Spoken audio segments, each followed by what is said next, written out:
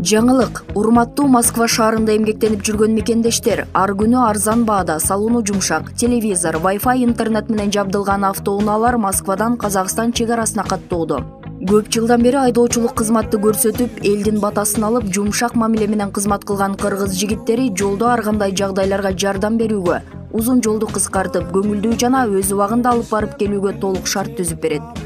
Ар дайым жолуңуздар шыдыр болсун. Путин эртең Бишкекте эмне тууралуу сөз кыларын жардамчысы айтып берди. Россия президенти Владимир Путин Бишкекте өтө турган ЭИП саммитинде Россия аталган уюмга төрагалык кылган келерки жылда приоритет боло турган маселелерди аныктайт. Бул туурасында анын жардамчысы Юрий Ушаков айткандыгын РИА Новости жазды. Эртең 9 декабрда ЭИП саммити болуп, ага Путин да катышмакчы. Уюмдун төрагалыгы 2023 жылдын 1 январдан тарта Россияга өтөт. Президент саммиттин кеңейтилген отурумунда сүйлөйт, андан сырткары жабык өткөн жыйында тар чөйрөдө талкуулана турган бир нече маселе боюнча комментарий берет.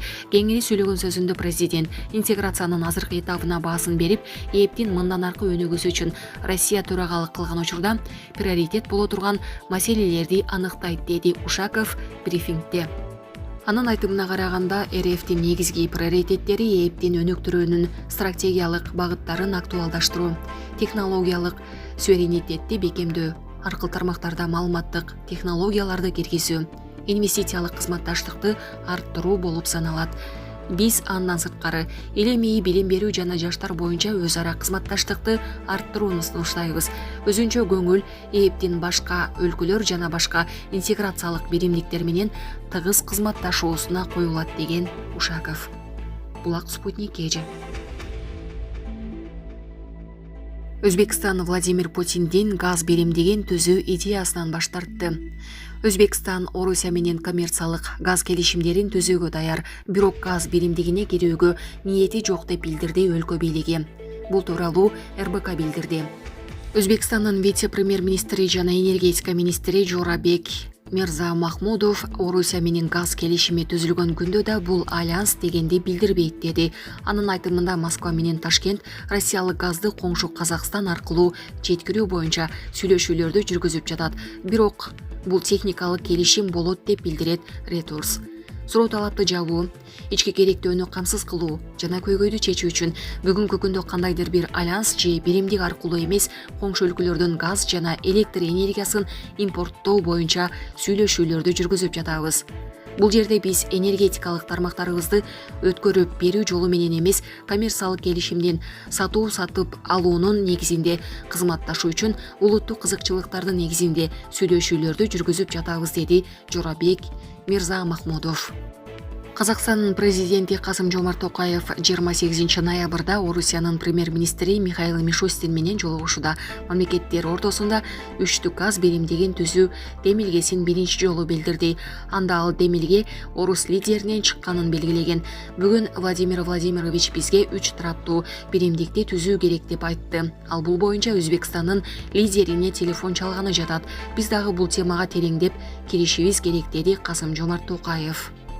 Reuters белгилегендей, кыштын суук мезгилинде Өзбекстан күйүүчү майдын жетишсиздигин башынан өткөрүп, Атөгөл Кытайга күнүнө 6 миллион кубометр газ экспорттоону токтотууга аргасыз болду. Президенттик аппаратта калкты жана экономиканы энергетикалык ресурстар менен камсыздоо жаатындагы көйгөйлөрдү чечүүгө арналган жыйында жаратылыш газын, электр энергиясын, көмүрдү жана мазутту кошумча сатып алуу боюнча башка өлкөлөр менен сүйлөшүүлөрдү активдештирүү чечими кабыл алынды. Бул тууралуу Өзбекстандын улуттук маалымат агенттиги билдирди. Республикада бардык өндүрүүчүлөр жана соодагерлер үчүн суюлтулган газды экспорттоого тыюу салынып, мамлекеттик органдарга 2023 жылдын 1 мартына чейин суюлтулган газ менен жүргөн автоунааларды колдонууга тыюу салынды. Булак Назар Ньюс KG. Дем клиникасы тиш ооруларын дарылоо жана тиш салуу кызматын көрсөтөт. Стоматология заманбап техникалык каражаттар жана материалдар менен камсыздалган.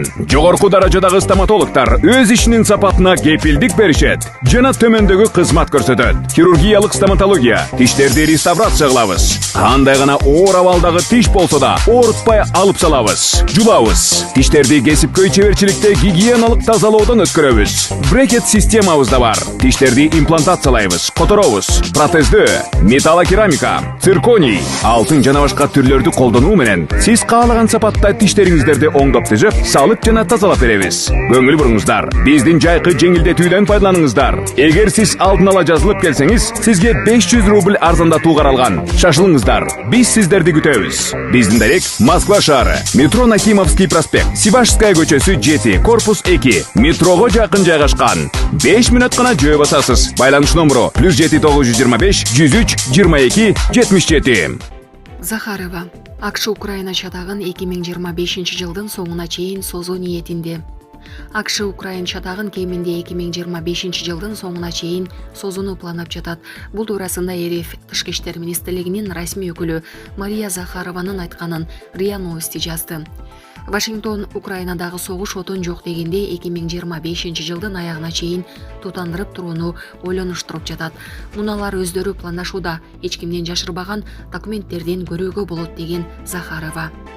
Анын айтымына караганда, америкалык ЖМКлар Ак үй Киев, Ак үй коррупциялык марафонун майда чүйдөсүнө чейин көркүнө чыгарып жазууда. Кеп Джозеф Байдендин администрациясынын 2023 жылдын бюджетине Киевке кошумча жардам катары 37 миллиард долларды Конгресстин кошуп коюшуна умтулуп жатканы туурасында болууда.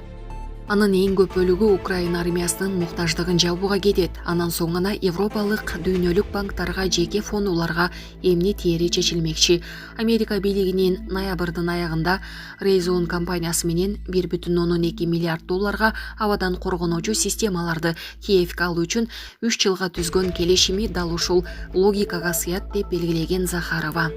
Булак Спутник кежи. Садыр Жапаров Кытайдын мамлекеттик кеңешинин вице-премьерин кабыл алды.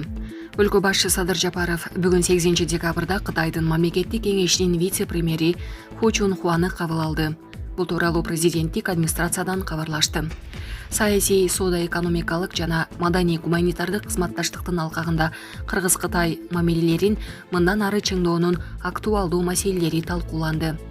Мамлекет башчысы азыркы этаптагы Кыргыз-Кытай сый-кошуналык, достук, кызматташтык жана ар тараптуу стратегиялык өнөктөштүк мамилелеринин деңгээлин жогору баалап, соода-экономикалык кызматташтыкты илгерилетүүнү, атап айтканда түрдүү тармактарда биргелешкен экономикалык долбоорлорду ишке ашырууну канааттануу менен белгиледи.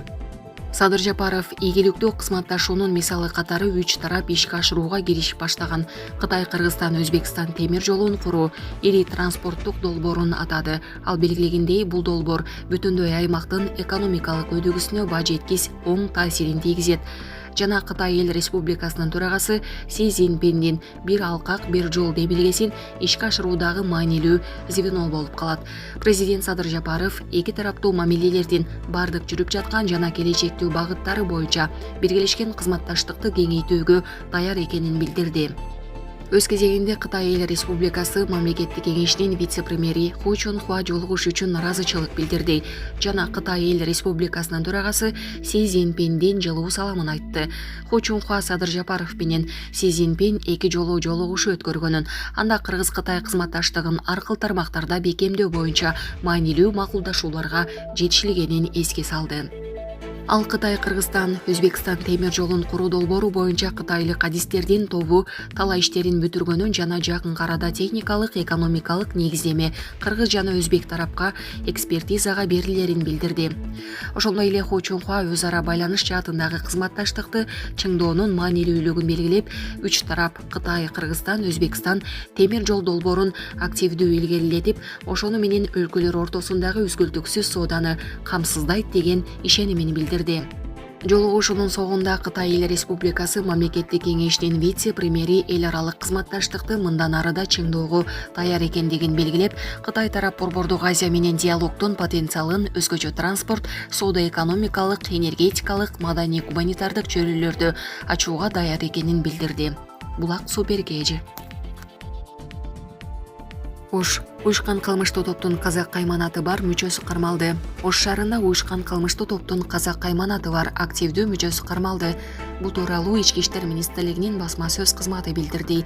Маалым болгондой 11 ноябрга караган түнү караоке клубтардын биринде бир нече адам бычак менен коркутуп, 2 жигитти сабап, кылмыш болгон жерден качып кетишкен. Жабырлануучулар милицияга кайрылышкан. Аталган факты боюнча Кыргыз Республикасынын кылмыш жаза кодексинин 280-беренеси бейбаштык боюнча кылмыш иши козголду. Шектүү катары мурда бир нече жолу соттолгон. Криминалдык чөйрөгү белгилүү казак кайманаты менен белгилүү болгон 41 жаштагы адам жана анын шериги кармалды.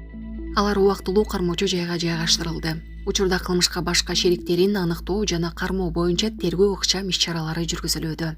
Булак Назар Ньюс Кежи.